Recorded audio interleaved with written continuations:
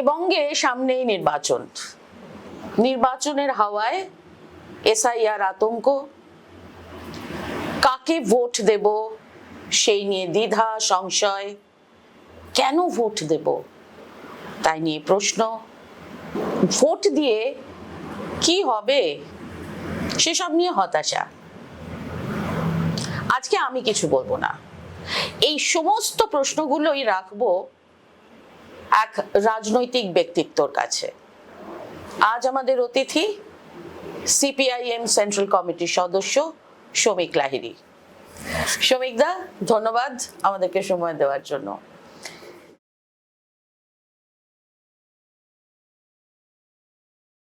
এই নির্বাচন যে আসছে, নির্বাচনের হাওয়া কি বুঝছেন?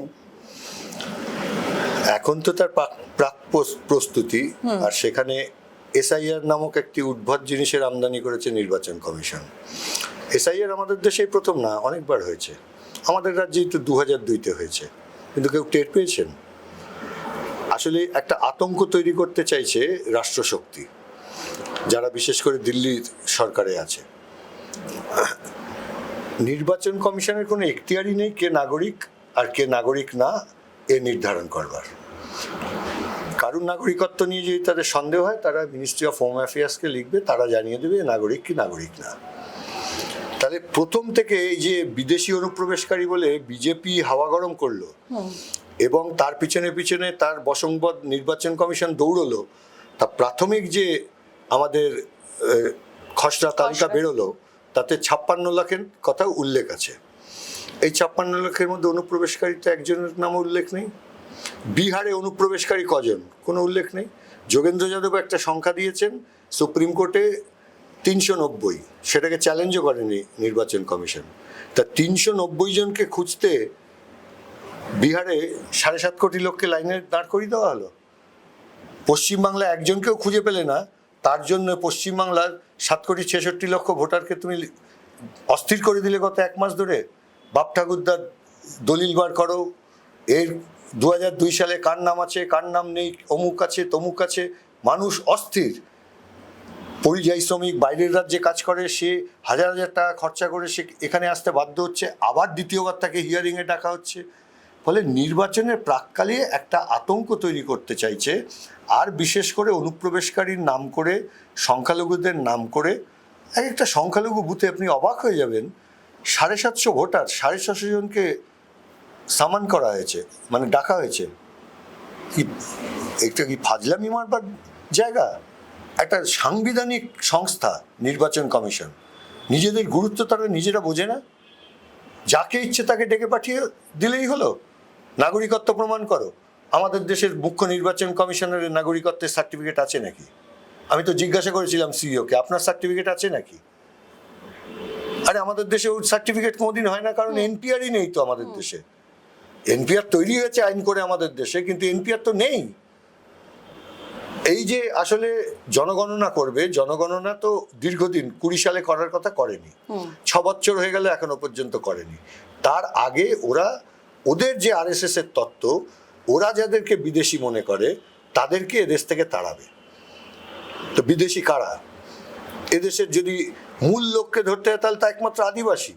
হরপ্পা মহেঞ্জোদারো সিন্ধু সভ্যতা সেই সব সময় যারা ছিলেন, তাহলে আর্যও বিদেশি। আরে কত মানুষ এই ভারতবর্ষে এসেছেন, এই ভারতবর্ষে মিশে গেছেন, তারা ভারতবাসী হয়ে গেছেন, তাদের সবার সংস্কৃতি নিয়েই ভারতবর্ষ। সে ধর্মে ভিন্ন হোক, জাতে ভিন্ন হোক, ভাষায় ভিন্ন হোক, সংস্কৃতিতে ভিন্ন হোক, এই সব মিলিয়েই তো আমাদের ভারতবর্ষ। তো সেখানে ভোটের প্রাক প্রস্তুতিতে এই ধরনের একটা বৃহৎ আতঙ্ক তৈরি করা এবং আতঙ্কের মধ্য দিয়ে লোককে ব্যতিব্যস্ত করে তোলা, এই যে শাসক দলের কাজ। এবং তার সঙ্গে দেখবেন একই সঙ্গে দুটো সুবিধা হয়ে যাচ্ছে তৃণমূল এবং বিজেপির। ধরুন গড়ে প্রায় 25 থেকে 30 হাজার প্রত্যেক বিধানসভা কেন্দ্রে বাদ গেছে, কিন্তু আপনি চলে যান মুখ্যমন্ত্রীর ভাইপোর লোকসভা কেন্দ্রে, ফলতা বিধানসভা কেন্দ্রে 13,000-এর নাম বাদ। ডায়মন্ড হারবার বিধানসভায় 15 না 17,000-এর নাম বাদ। অর্থাৎ দুজনে বোঝাপড়া হয়ে গেছে যে ওখানে মৃত ভোটাররা ভোট দিতেই থাকবে, ওখানে ভুয়ো ভোটাররা ভোট দিতেই থাকবে, কিন্তু মানুষ আর ভোট দিতে পারবে না। তাহলে সেখানে নির্বাচন কমিশন করছে কি? কিচ্ছু করছে না। সেখানে কোনো কাউকে ডাকাও হচ্ছে না শুনানিতে, এবং ডাকলেও সেখানে আপনি শুনলে অবাক হয়ে যাবেন, একজন বিএলএর উপস্থিতি ছিল না গোটা ফলতা কেন্দ্রে, কাউকে যেতেই দেওয়া হয়নি। তৃণমূলই ফর্ম ফিল আপ করছে, তৃণমূলই জমা দিচ্ছে, তৃণমূলই যার নাম ইচ্ছে বাদ দিচ্ছে, তৃণমূলই যার নাম ইচ্ছে রাখছে, যার নাম ইচ্ছে ঢুকাচ্ছে। এটা কি হচ্ছে?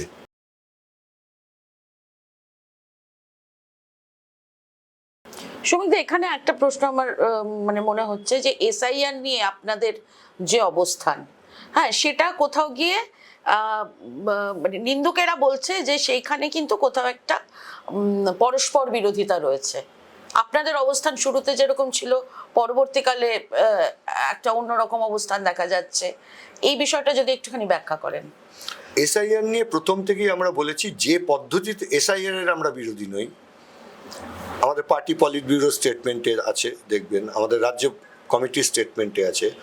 কিন্তু যে পদ্ধতিতে এসআইআর করতে চাইছে নির্বাচন কমিশন, সেই পদ্ধতির আমরা বিরোধী। তার কারণ সাংবিধানিক যে এখতিয়ার নির্বাচন কমিশনের নেই, তা যদি ও করতে চায় তাহলে তো বিপদ। প্রত্যেকের তো সংবিধানে সেপারেশন অফ পাওয়ার আমাদের এখানে করা আছে, সেপারেশন অফ ডিউটি আমাদের সংবিধানের বিশেষ বৈশিষ্ট্য। সে অনুযায়ী তারা কাজ করছে না। তারা বললো আমি নাগরিকত্ব দেব, আমি বেনাগরিকদের বার করে দেবো। তুমি কে বার করে দেওয়ার? তুমি কে চিহ্নিত করার?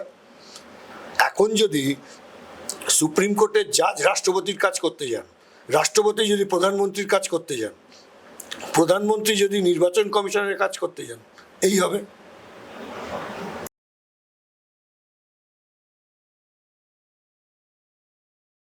আমার আরেকটা প্রশ্ন, এই যে দ্বিধা সংশয়, মানুষ চাইছে না, বিজেপি যেমন অমিত শাহ শুরু থেকেই বলে আসছেন অনুপ্রবেশটা তাদের কাছে একটা ইস্যু হবে, কিন্তু যেটা কার্যত দেখা যাচ্ছে, যেটা আপনি বললেন, খসড়া তালিকায় অনুপ্রবেশকারীর নাম নেই।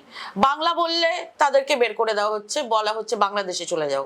এই যে ধরনের মানে কেন্দ্রীয় সরকারের এই যে পদক্ষেপ, বা মানে আরো স্পেসিফিক্যালি বলতে গেলে বিজেপি আরএসএস এর যে মানে হাতিয়ার, তারা এটাকে ভাবছে, তো যে কারণে বাঙালিরা, তারা তো একটা ভীষণ সংশয় রয়েছে। মানে একটা বড় অংশের বাঙালি কলকাতায় দাঁড়িয়ে, চারপাশে দাঁড়িয়ে, পশ্চিমবঙ্গের বিভিন্ন জায়গায় দাঁড়িয়ে, তারা অনেকেই কিন্তু চাইছেন না বিজেপি ক্ষমতায় আসুক এই বাংলাতে। এবার আমি পার্সোনালি অনেকের সাথে যখন কথা হয়েছে, জিজ্ঞেস করেছি যে তাহলে কি চাস, এই যে অবস্থায় আছি আমরা, সেই অবস্থাটা ভালো, তৃণমূলের রাজত্ব ভালো, কি চাও তোমরা? বলছে না, এই অবস্থাটাও চাই না, কিন্তু কি করব, বিজেপিকে আটকাতে হলে তৃণমূলকে ভোট দিতে হবে, সেই লেসার ইভিল তত্ত্ব। আমার কাছে প্রশ্ন, কেন সিপিএম মানে বামপন্থীরা 34 বছর রাজত্ব করার পরও আজকে মানুষ কেন ভাবছে যে এদেরকে ভোট দিয়ে কোনো লাভ নেই? এই যে ভাষ্য, পরিভাষায় যেটাকে ন্যারেটিভ বলে, এটা তো মিডিয়ার তৈরি করা। যেমন বাম কংগ্রেস একসঙ্গে নির্বাচন লড়ে 2016-তে যখন 66টা আসন জিতলো, বিজেপি জিতেছিল 3টে আসন, কিন্তু লাগাতার প্রচার করা হলো মিডিয়াতে, এবং একটা ধারণা তৈরি করা হলো যে বিজেপি মূল শক্তি। 66 সংখ্যাটা 3-এর চাইতে অনেক কম। এই যে অসত্যের নির্মাণ, এবং এই অসত্যের নির্মাণ পৃথিবী জুড়ে হয়ে যাচ্ছে, যেটাকে আজকের দিনের রাজনীতিবিদরা বা আজকের দিনের যারা রাষ্ট্রবিজ্ঞানী তারা নাম দিয়েছেন পোস্ট ট্রুথ, উত্তর সত্য, অর্থাৎ যেখানে সত্যের কোনো অস্তিত্বই নেই, এইভাবে তৈরি করা হয়েছে। আচ্ছা, বিজেপিকে তৃণমূল আটকাবে আর বাম লেফটরা পারবে না? সিপিআইএম পারবে না? সিপিআইএম এর 34 বছরে একটা পঞ্চায়েত জিতেও তো বিজেপি দেখাতে পারেনি। এই অবিশ্বাসটা তাহলে মানুষের মনে তৈরি হলো কেন? তৈরি করা হয়েছে, তৈরি হয়নি। আমাদের আজকের পৃথিবীতে এটাই হচ্ছে সবচাইতে খারাপ। এ তো বহু আগেই 70-এর দশকেই নোয়াম চমস্কি তার আরেকজন সহকর্মীর সঙ্গে একটি তত্ত্ব যা তুলে ধরেছিলেন, এখন গোটা বিশ্ব সেটা মেনে নিচ্ছে, যে আসলে এখানে নির্মাণ করা হয়, ভাষ্যকে নির্মাণ করা হয়। আমি কি ভাববো সেটা আমি ঠিক করছি না, সেটা ঠিক করে দেবে মিডিয়া। আমি কি ভাববো সেটা আমি ঠিক করে দেবো না, সেটা ঠিক করে দেবে ফিল্ম, অন্যান্য বই পত্র, গল্প, উপন্যাস। তার মধ্য দিয়ে একটা পারসেপশনকে নির্মাণ করা হয়। এই যে পারসেপশনটা তৈরি করা হয়েছে যে তৃণমূল পারবে বিজেপিকে ঠেকাতে, যে তৃণমূলের আমলেই তো বিজেপির আগমন, মানে এই লেজারেবল তত্ত্ব মিডিয়ার তৈরি। একেবারেই মিডিয়াকে এত ভরসা কি করে মানুষ করছে, যারা এত বছরের বামপন্থী জমানাতেও বামপন্থীদের উপর বিশ্বাস রাখতে পারছে না। যখন ভিয়েতনামের যুদ্ধ হয়, সেই যুদ্ধের সময় একেবারে কোণঠাসা তখন আমেরিকা, তখন আমেরিকান প্রেসিডেন্ট একটা মিটিং ডাকেন। সেই মিটিংয়ে 3 সেনাবাহিনীর প্রধান ছিলেন, আর তার মুখ্য পরামর্শদাতা হেনরি কিসিঞ্জার ছিলেন। বললেন, যেভাবে ওকে এই যুদ্ধে আমাদের জিততে হবে, what I need to do, তোমার ফাইটার প্লেন চাই, তোমার ট্যাঙ্ক চাই, কি চাই তুমি বলো। হেনরি কিসিঞ্জার তখন বললেন, আমি আপনার কাছে কিচ্ছু চাইনি, আমি চেয়েছিলাম 10টা সংবাদপত্র। একটা ট্যাঙ্কের চাইতে 10টা ট্যাঙ্কের চাইতে সংবাদপত্রের 4টে লাইন অনেক শক্তিশালী।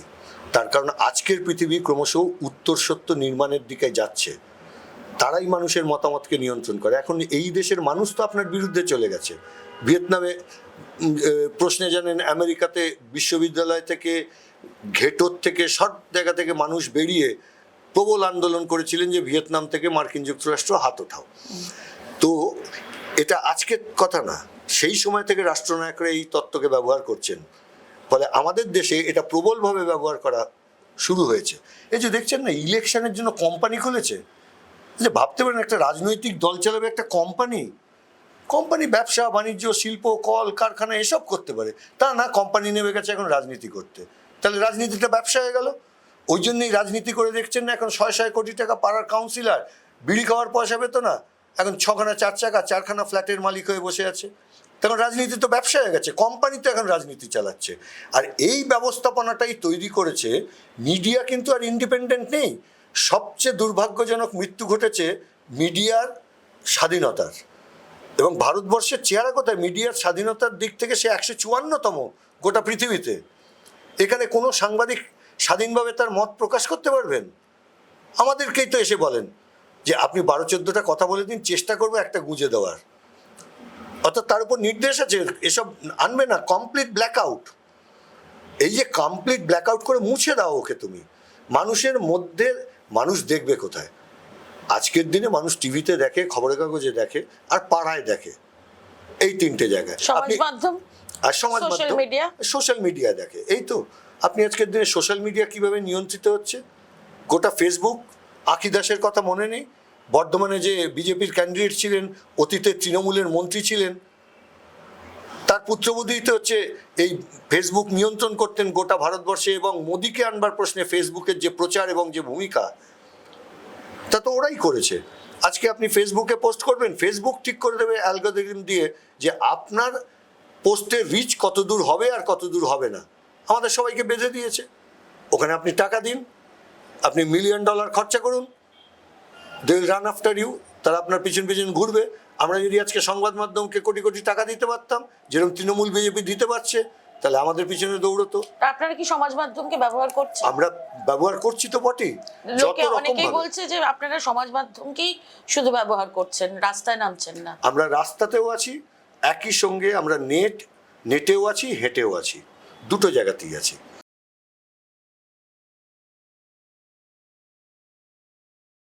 এই যে হাঁটলেন, এই যে বাংলা বাঁচাও যাত্রা হলো, এই হাঁটার ফলে কি রিয়েলাইজেশন হলো? শূন্যর গেরো কাটবে? অবশ্যই। শুনুন, শূন্য প্রশ্নটা নয়, এটা একটা পার্লামেন্টারি পলিটিক্সের কথা। এটা ঠিকই বিধানসভা, লোকসভায় আমাদের অস্তিত্ব অত্যন্ত প্রয়োজনীয়, অত্যন্ত জরুরি। তা নাহলে শোষিত মানুষের কথা বলবে কে? আজকে আপনি বলুন না, এই যে যেভাবে ব্যাংক বেসরকারীকরণ, বিমা বেসরকারীকরণ, কয়লা খনি বেসরকারীকরণ, আর নিচ্ছে তো সব 4-5টা কোম্পানি বা 4-5টা পরিবার, তাদের হাতে যে সব তুলে দেওয়া হচ্ছে। বামপন্থীরা থাকতে কোনোদিন পেরেছিল?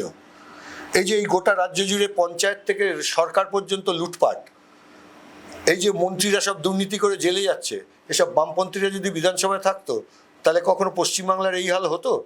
34 বছরে আমাদের অনেক ত্রুটি থাকতে পারে, আমাদের অনেক ভুল থাকতে পারে, সে তো যে কাজ করবে তার ত্রুটি ভুল থাকবেই।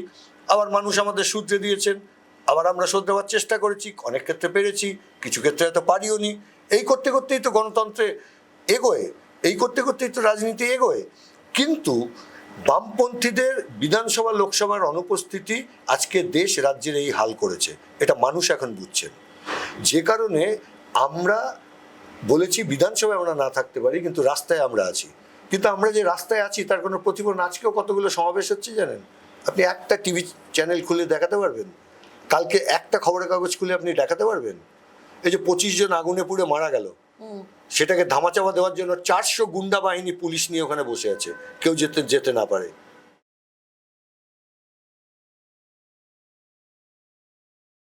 কিন্তু এই অভিযোগ কিন্তু বারবার আসছে যে মানে আমরা তো দেখেছি মমতা বন্দ্যোপাধ্যায় শাসনকালে একের পর এক ইস্যু যেগুলো নিয়ে মমতা যদি এই সময় বিরোধী দলনেত্রী থাকতেন, মমতা কিভাবে তার বিরোধিতা করতেন রাস্তায় নেমে, মানে উনি তো যে কোনো এক্সটেন্টে যেতে পারেন।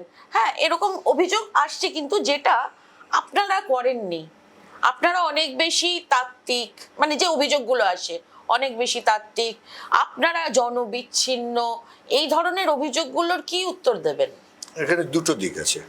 আমি প্রথম যে অংশটা তার কথা বলি, ওটাও নির্মাণ করা। সিঙ্গুর আন্দোলনের সময় যে কাগজ না পড়লে পিছিয়ে পড়তে হয়, একদিনের কাগজে ওর 6টা ছবি ছাপা হয়েছিল। নির্মাণ কিভাবে করা হয় বুঝেছেন?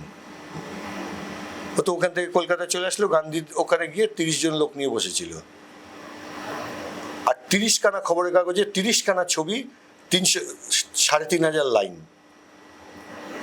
আর আমরা যখন আন্দোলনে নামছি, এই যে পুলিশ SIR নিয়ে আমাদের যতগুলো আন্দোলন হচ্ছে, কোথাও তো কাউকে খুঁজে পাওয়া যাচ্ছে না। আপনি তৃণমূলকে খুঁজে পাওয়া যাবে না, তার কারণ সেটিং হয়ে গেছে। আর দরকার কি ওর? কিন্তু অভয়ার আন্দোলনে তো আপনারা সেভাবে সামনে এলেন না কেন? অভয়ার আন্দোলন কারা করেছে? বাম মনস্ক মানুষরাই করেছেন এবং নাগরিকরাই করেছেন। তারা সবাই বাম মনস্ক। আপনি মিছিলের স্লোগানগুলো দেখুন, মিছিলে কোনো ডানপন্থী স্লোগান আছে? সলিল চৌধুরীর গান গাওয়া হচ্ছে, আমার প্রতিবাদের ভাষা। এ কার গান? কবিতা বলা হচ্ছে। তাহলে আন্দোলনটা ব্যর্থ হলো কেন? আন্দোলন কোনোদিন ব্যর্থ হয় না। স্পার্টাকাস কি যুদ্ধে হেরেছিলেন? আপনি আপাত দৃষ্টিতে দেখবেন স্পার্টাকাস যুদ্ধে হেরেছিলেন, কিন্তু স্পার্টাকাসটাই ইতিহাসটা রচনা করেছে। তেমনি এইটা কোনো ব্যাটল নয়। একটা ব্যাটলে আপনি হারতে পারেন, এটা একটা দীর্ঘস্থায়ী যুদ্ধ। যে দীর্ঘস্থায়ী যুদ্ধ হচ্ছে রাজ্যের হৃত গৌরবকে ফিরিয়ে আনা, রাজ্য থেকে অন্ধকারকে দূর করা। ফলে এই ব্যাটলে আমরা কিছুটা এগোবো, আবার কিছুটা এগোবো, আবার কিছুটা এগোবো, আবার মানুষকে আমরা জড়ো করব। এই ঘাত প্রতিঘাত আমাদের চলতেই থাকবে। এই চলবার মধ্য দিয়েই রাজনীতি এগোতে থাকে। আচ্ছা, আমরাও তো 34 বছর ছিলাম গণতন্ত্রে। ভারতের গণতন্ত্রের ইতিহাসে এরকম বিরল এ ঘটনা কখনো ঘটেনি, পৃথিবীর ইতিহাসেও ঘটেনি। আর কমিউনিস্টদের তো থাকতেই দেওয়া হয়নি। 57 সালে তো আমাদের সরকারকে গাছ জোরে ভেঙে দেওয়া হয়েছিল। 67, 69, 71 পরপর সরকার ভেঙে দিয়েছে, কিন্তু আটকাতে পারেনি। আচ্ছা, 67 যেদিন ভেঙে দিল, সেই দিন যদি আমরা ওই দিনের কথা যদি শুধু ভাবি, তাহলে তো পারলাম না। 69 শুধু ওই দিনটার কথা যদি ভাবি, তাহলে তো ভেঙে দিলাম, আমরা পারলাম না ঠেকাতে। 71 আমাদের সরকার করতে দিলেন, আমরা যদি শুধু ওই সময়ের কথাটা ভাবি, তাহলে তো আমরা পারলাম না সরকার করতে। 72 1200 কর্মী খুন, যদি শুধু ওই সময়ের কথাটা ভাবি, তাহলে তো ভাববেন যে মুছে গেল বোধহয় বামপন্থীরা। কিন্তু ইতিহাস তার নিয়মে এগোবেই। আমার চাওয়ার উপর শুধু নির্ভর করবে না। আমি ইতিহাসে একটা ভূমিকা পালন করতে পারি, বড় ছোট মাঝারি নানান রকম। আমাদের যা শক্তি, সেই শক্তি অনুযায়ী আমাদের চেষ্টা চলছে। এই ব্যাপারে কোনো সন্দেহ নেই। আমাদের বিচ্ছিন্নতা তো ঘটেইছে। বিচ্ছিন্নতা না ঘটলে আমরা তো ছোট হলাম কি করে? কিন্তু এই বিচ্ছিন্নতা যা তৈরি হয়েছে মানুষের সঙ্গে, কে ফিরিয়ে দেবে? আমরা জানি আমাদের জন্য ফিরিয়ে দেওয়ার জন্য আদানি আম্বানি টাকা খরচা করবে না। আমাদের জন্য বড় বড় সংবাদ মাধ্যম, টিভি, তারা বাইট খরচা করবে না, লাইন খরচা করবে না। আমাদের যা কাজ সেটা আমাদেরই করতে হবে। ফলে আমাদের কাগজকেই করতে হয়, ফলে আমাদের কর্মীদেরই করতে হয়, তাদেরই বাড়ি বাড়ি যেতে হয়। যে এখন আমরা গোটা রাজ্য জুড়ে প্রায় 30-40 হাজার বৈঠকি সভা করছি। আমাদের লক্ষ্য হচ্ছে এই রাজ্যে 88,000 বুথেই করব, এবং সেই লক্ষ্য নিয়ে এখন আমাদের সমস্ত যত কর্মীরা আছেন তারা সব বাড়ি বাড়ি যাচ্ছেন। এই কাজটাই আমাদের চলছে।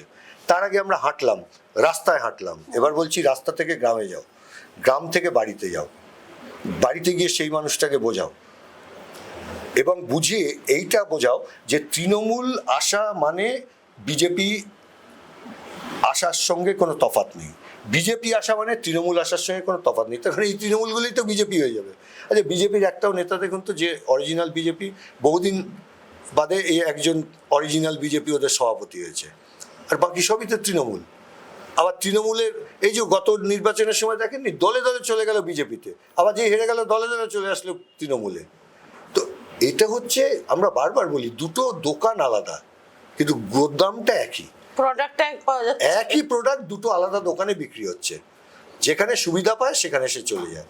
কিন্তু আমরা বামরা একটা নির্দিষ্ট আদর্শ নিয়ে মানুষের জন্য লড়ি, ফলে আমাদের এখান থেকে আপনি সেটা পাবেন না। যারা পালাবার তারা পালিয়ে গেছে প্রথম দিকেই, এখন তো আমরা যারা পড়ে আছি মার ধর, জেল, মিথ্যে মামলা, খুন, ধান লুট, গরু লুট, এই সবের মধ্যে যারা আমরা টিকে আছি, তার মধ্যে আমরা প্রাণপণ চেষ্টা করছি। এই বিচ্ছিন্নতা অনেকটা কেটেছে, এটা আমরা নিজেরাই বুঝতে পারছি। মানুষ দেখে আমাদের বলছেন তোমরা আর আসো আর একটু বেশি করে, তোমরা দেখি দেওয়াল লেখো কে তোমাদের মারে, দেখি তোমরা পতাকা টাঙাও কে তোমাদের মারে। এই রাজ্যে ভাবতে পারেন দেওয়াল লেখার জন্য শহীদ হতে হয়, পতাকা টাঙানোর জন্য শহীদ হতে হয়? এ ভারতবর্ষে কোথায় আছে? এ তো ফ্যাসিস্ট রাজ্যের চেয়েও খারাপ। আসলে আরএসএস এর হাতে জন্ম, তো ওদের মূল আদর্শ হচ্ছে মুসোলিনি আর হিটলার, ফলে দিদিরও তাই মোদিরও তাই। ফলে যে কায়দায় মোদি এই হিটলার মুসোলিনি দেশ চালিয়েছিলেন, এই একই কায়দায় এরা দেশ রাজ্য চালাতে চাইছে। একই জায়গা থেকে তো দুজনের জন্ম।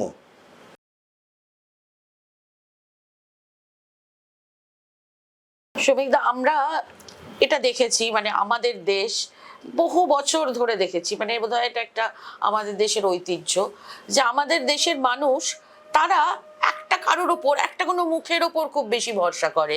সেই মুখটা একজন জননেতা, সে আমরা সেই মানে মানে মিথ ওই সমস্ত থেকেও যদি দেখি, তারপর যদি দেখি আমরা স্বাধীনতা সংগ্রাম, গান্ধীজির ওপর ভরসা, তারপর নেহেরুর ওপর ভরসা, এই যে এই বিষয়গুলো, তো আপনাদের মুখকে এখন যেরকম মমতা বন্দ্যোপাধ্যায়, ওইদিকে মোদি, অমিত শাহ, এখানে মমতা, অভিষেক, আপনাদের মুখকে কার ওপর মানুষ, মানে কাকে মানুষ একটু নির্ভর করে না? মানে এটা মানুষের তো একটা মুখ আর মুখোশের মধ্যে একটা তফাৎ আছে। মুখোশটা হচ্ছে নরেন্দ্র মোদী, মুখটা তো আদানি আম্বানি, মুখোশটা হচ্ছে মমতা ব্যানার্জি, আর তার পিছনের মুখটা হচ্ছে যত চোর, জোচ্চোর, ডাকাত, বাটপার, ধর্ষণকারী, সবগুলো তো ওখানে গিয়ে জুটেছে। এটা তো গুদাম সমাজ বিরোধীদের। আমাদের কোনো মুখোশ হয় না, মুখ তো আছে, আমাদের মুখ আছে। আমাদের মুখের কোনো অভাব নেই, ওদের চেয়ে অনেক যোগ্য মুখ আমাদের হাতে আছে। যেমন কে কার উপর মানুষ ভরসা করে? সেলিম, সুজন, ইয়াংদের মধ্যে মীনাক্ষী, সৃজন, শতরূপ, কতজনের নাম বলবো? এর নাম বলতে গেলে আমাকে ঘন্টা দেড়েক সময় দিতে হবে আপনাকে। কিন্তু তৃণমূলের এরকম পাবেন না। হ্যাঁ, ওদেরকে ঘন্টা দেড়েক সময় দিতে হবে। আপনাদের ঠিক কতজন চোর আছে? বিজেপিকে আপনি যদি জিজ্ঞাসা করেন আপনার ঠিক কতজন দাঙ্গাবাজ এবং চোর আছে, তাহলে ওদের ঘন্টা দেড়েক সময় লাগবে। আর আমাদের এই সততার সঙ্গে রাজনীতি করছে এইরকম লোক আমাদের যে কোনো বিজ্ঞাপন করতে লাগে না, সততার প্রতীক অমুক বলে বিজ্ঞাপন করতে লাগে না। কে হাওয়াই চটি পরে ঘরে তাও দেখাতে পারে না, তো আমি জুতো পরে ঘুরে বেড়াচ্ছি, আমাদের সব দেখাতে হয় না। কোনোদিন জ্যোতিবাবুকেও করতে হয়নি, বুদ্ধ ভট্টাচার্যকেও কোনোদিন করতে হয়নি, আমাদের অন্যান্য নেতাদেরও কোনোদিন করতে হয়নি। ভারতবর্ষ বলে না, ব্যক্তির একটা ইতিহাসে ভূমিকা থাকে। ফিদেল কাস্ট্রো আপনি অস্বীকার করতে পারেন, নেলসন ম্যান্ডেলা আপনি অস্বীকার করতে পারেন, চে গেভারা আপনি অস্বীকার করতে পারেন। পৃথিবীর দেশে দেশে এই জিনিস আছে যে কোনো কোনো মানুষ ইতিহাসে অত্যন্ত গুরুত্বপূর্ণ ভূমিকা পালন করেন। আমাদের দেশেও গান্ধীজি করেছেন, নেতাজি করেছেন, আমাদের এখানেও কমিউনিস্ট আন্দোলন গড়ে তোলবার ক্ষেত্রে এবং বামপন্থী আন্দোলন গড়ে তোলবার ক্ষেত্রে কাকাবাবু সহ, আব্দুল হালিম সহ অসংখ্য মানুষ কাজ করেছেন। চেট্টিয়ার, কত লোক আমাদের এখানে কাজ করেছেন সে স্বাধীনতা আন্দোলনের সময়। স্বাধীনতা আন্দোলনের পর যারা সব জেলে ছিলেন স্বাধীনতা সংগ্রামী, তাদের বড় অংশই কমিউনিস্টদের মধ্যে চলে আসে, বলে তাদের একটা ভূমিকা। কিন্তু এই সমস্ত মানুষ মিলিয়েই কিন্তু কমিউনিস্ট পার্টি, এদের কাউকে বাদ দিয়ে কমিউনিস্ট পার্টি না। আমার পার্টির দপ্তরে যিনি সাধারণ কাজ করেন তিনি যতটা অবদান রাখেন তার চাইতে বিরাট কিছু বেশি আমি অবদান রাখি না। হ্যাঁ, এই ক্ষেত্রে মানুষ কোনো কোনো ক্ষেত্রে যারা বেশি ভূমিকা পালন করতে পারেন তাদের উপর বেশি ভরসা করেন। আমাদের এরকম বেশি ভরসা করার অসংখ্য মুখ আছে এবং বিভিন্ন বয়সের মুখ আছে, এবং তাদের কারোর জন্মদিন কিন্তু 3টে নয় যে কখনো যাতে 70 না পেরোয়। প্রত্যেকের যা যা ঠিক ঠিক জন্মদিন সেগুলোই লেখা আছে। ফলে আপনি এখানে 30-এর তলায় পাবেন, 30-এর উপরে পাবেন, 40-এর আশপাশে পাবেন, 50-এর আশপাশে পাবেন, 60-এর আশপাশে পাবেন, সবই পাবেন। আমাদের পার্টিতেই একমাত্র আছে যে নির্দিষ্ট বয়সের পর আমাদের রাজনীতি থেকে তো রিটায়ারমেন্ট হয় না, পার্টির কমিটি থেকে তারা সরে দাঁড়ান, দায়িত্ব থেকে তারা সরে দাঁড়ান, কিন্তু তারা খুব গুরুত্বপূর্ণ ভূমিকা পালন করেন। বিমান বোসের গুরুত্ব পার্টিতে কি আমার চেয়ে কম নাকি? আমার 100 গুণ বেশি গুরুত্ব তার, অথবা সূর্যকান্ত মিশ্রর, অথবা প্রকাশ কারাতের, অথবা বৃন্দা কারাতের, এরকম যারা যারা আছে, আমি সব নামান নিলাম না। তো আমাদের এইভাবেতেই চলে। যেমন যে ভূমিকায় বিমান বোস পালন করতে পারবেন, আমি পারবো না।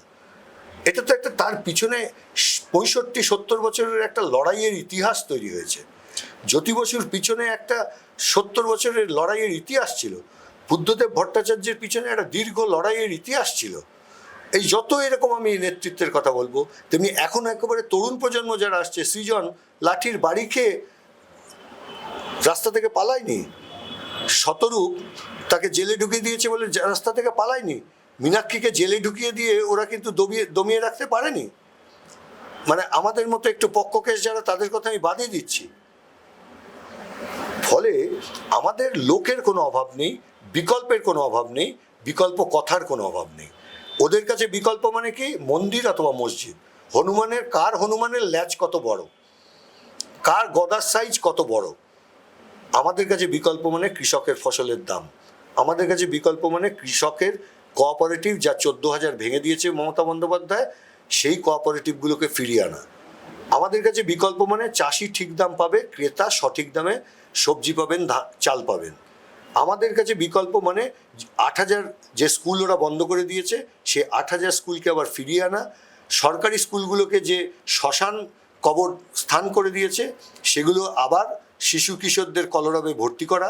আমাদের কাছে বিকল্প মানে মানুষের স্বাস্থ্য, গেটে রং নয়, বড় বড় তরুণ তৈরি না, মুখ্যমন্ত্রী কোটি কোটি টাকা খরচা করা ছবি নয়, সেখানে চিকিৎসা দেওয়া। আমাদের সময় প্রাইমারি হেলথ সেন্টারেও প্রসব হতো, ইনস্টিটিউশনাল ডেলিভারি যাকে বলে, যে কারণে শিশু মৃত্যুর হারে আমরা চমকপ্রদভাবে এগিয়ে গেছিলাম 80-র দশকের শেষ থেকে 90-এর দশক পেরিয়ে 2000 দশকেও। আর এখন এত সাহায্য এরা চারিদিক থেকে পাচ্ছে, তারপরে আপনি চলে যান প্রাইমারি হেলথ সেন্টারে, কোথাও ডাক্তার আছেন? কিচ্ছু নেই। খালি কলকাতা শহরে কয়েকটা বড় হাসপাতাল রংচং করে রেখে দিয়েছে। রং করলে কে পয়সা পায় সবাই জানে পৃথিবীর, বিল্ডিং করলে কে পয়সা মারে সে সবাই জানে। তো চিকিৎসা তো দিতে হবে। আমাদের কাছে বিকল্প মানে মানুষের কাছে চিকিৎসা পৌঁছে দেওয়া, এই ব্যবস্থার মধ্যেও পারা যায়। আমাদের কাছে বিকল্প মানে সৎ পঞ্চায়েত, আমাদের কাছে বিকল্প মানে সৎ পৌরসভা, আমাদের কাছে বিকল্প মানে মেধার ভিত্তিতে চাকরি, আমাদের কাছে বিকল্প মানে প্রচুর শিল্প, কল কারখানা। এই যে গোটা দুর্গাপুর এক্সপ্রেসওয়ে, শুধু তো সিঙ্গুর না, গোটাটা জুড়ে আমরা শিল্প করিডোর তৈরি করতে চেয়েছিলাম, সেই শিল্প করিডোর নির্মাণ। আমাদের কাছে বিকল্প মানে 710 একর জমি জুড়ে ধর্মের নামে ভোট তোলবার জন্য একটা মন্দির বানিয়ে দেওয়া না। আমাদের কাছে বিকল্প মানে হচ্ছে ওখানে শিল্প তৈরি করা, যাতে সেখানকার ছেলেমেয়েরা কাজ পায়। এই বিকল্পের কথা কখনো মোদি দিদি কারুর মুখে শুনেছেন? ও মুসলমান তারাও, আর এ পাল্টা মন্দির করো, এই তো চলছে। মন্দির মসজিদ করবার জন্য কেউ ভোট দেয় নাকি আমাদের দেশে? কোনোদিন ভোট দিয়েছে নাকি? ওসব পাকিস্তান করেছিল ওরা ধর্মের ভিত্তিতে। কেমন আছে দেখছেন না পাকিস্তান? একসঙ্গে থাকতে পারলো তো? টুকরো হয়ে ভাষার ভিত্তিতে বাংলাদেশ হয়ে গেল। কিন্তু আমাদের দেশ আমরা ঠিক করেছিলাম আমরা ধর্মনিরপেক্ষ থাকবো, হিন্দু মুসলমান শিখ ইসাই পার্সি জৈন নাস্তিক সবাই মিলে ঠিক করেছিলাম ধর্মনিরপেক্ষ হবে। সেদিন তো আমরা টিকে আছি। আর সেখানে এই জাতিকে মারো, ওই জাতিকে মারো, ওই ভাষীকে তাড়িয়ে দাও, ওই ধর্মের লোককে তাড়িয়ে দাও, এদেশ থাকবে? বেকারের হাতে কাজ নেই, প্রধানমন্ত্রী মুখে কোনো কথা নেই, বলে পকোড়া ভাজো। বেকারের হাতে কাজ নেই, মুখ্যমন্ত্রী বলে চপ ভাজো।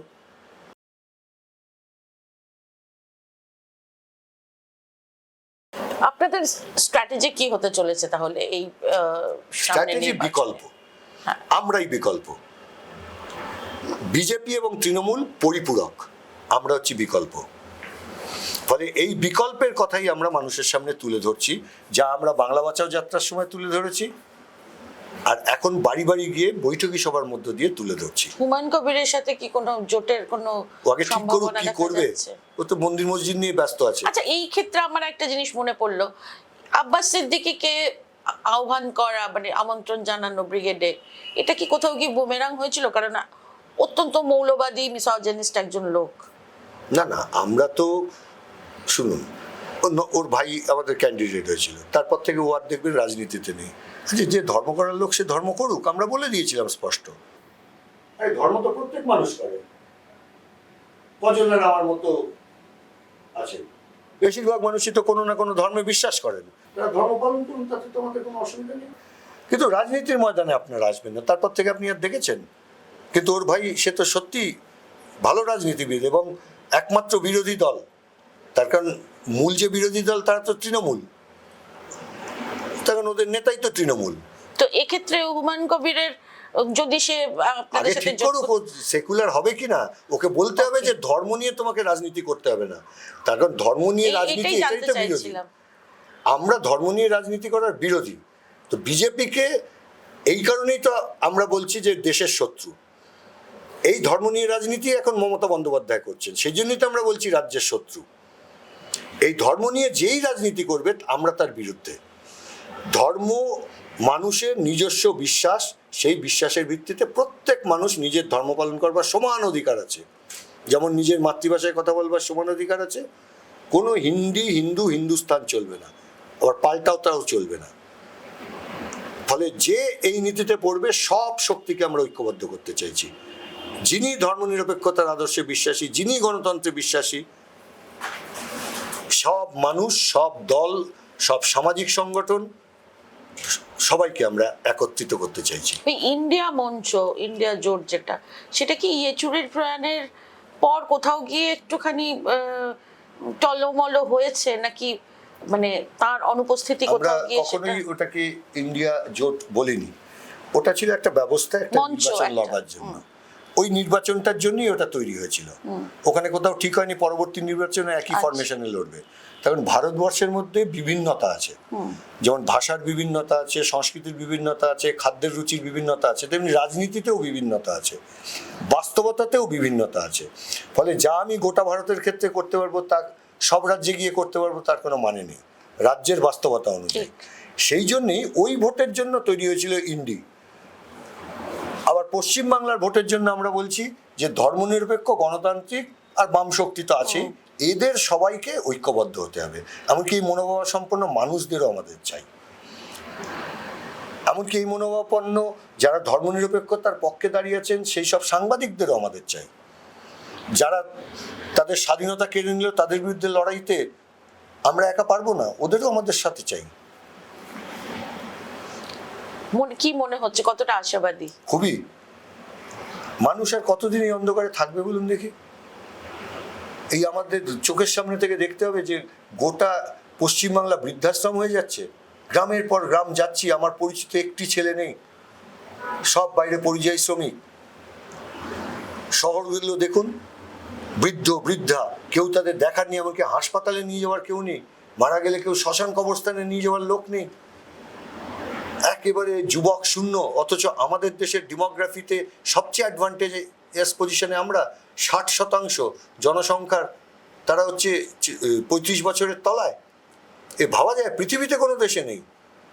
তাহলে এই হাতগুলোকে দিয়ে আমি কি করতে পারতাম, এই মস্তিষ্ক দিয়ে আমরা কি করতে পারতাম? এই রাজারহাটে কি পরিমাণ আইটি ইন্ডাস্ট্রি এসেছিল, এবং তাতে শুধু স্কিল্ড যারা তারাই কাজ পেয়েছেন তা না, প্রচুর আনস্কিল্ড কাজ পেয়েছেন, একটা নগর গড়ে উঠেছে। সেখানে বলছে এখন আমি মন্দির বানাবো, দুর্গাঙ্গন হচ্ছে বিরাট এলাকা, বাইরে কি বাটি হাতে ভিক্ষে করবে? এই পশ্চিমবাংলার ভবিষ্যৎ হতে পারে না। তাহলে আমরা আশাবাদী। সময়ের উত্তর দেবে, আমরা উত্তরের অপেক্ষায় রইলাম। শ্রমিকদা, অনেক ধন্যবাদ আমাদের সময় দেওয়ার জন্য। নমস্কার।